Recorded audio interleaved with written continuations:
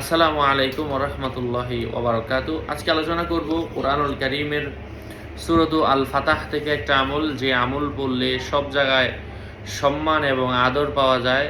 সাথে আছি আমি মুফতি জুবায়ের বিন ইমাম। আলোচনা বুঝতে সাথেই থাকবেন। যারা এখনও চ্যানেলটি সাবস্ক্রাইব করেননি, সাবস্ক্রাইব করতে ভুলবেন না। প্রত্যেক ভিডিওতেই বলি, ভেরিফাইড চ্যানেলের ডেসক্রিপশন বক্সে ক্লিক করলে পেজ এবং আইডি আসবে। এটা ছাড়া আলাদা অন্য কোনো পেজ নেই, আইডি নেই, ইমো নেই, হোয়াটসঅ্যাপ নেই, টিকটক নেই।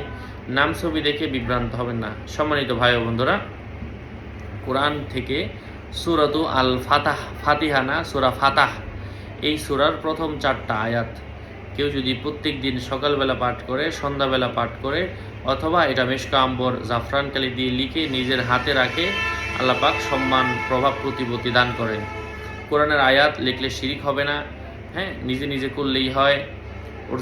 অরিজিনাল মেশকা আম্বর জাফরান কালি অথবা এই সমস্ত আমলের কিতাবও যদি কারো প্রয়োজন পড়ে, সরাসরি আমার সাথে যোগাযোগ করে নিয়ে নেবেন। 090818336 বললেন। এখানে আমল, দোয়া, রুকাইয়া, তাবির এই জাতীয় বিভিন্ন কিছু আছে, যাদের প্রয়োজন নিয়ে নেবেন। আসসালামু আলাইকুম ওয়া রাহমাতুল্লাহি ওয়া বারাকাতুহু।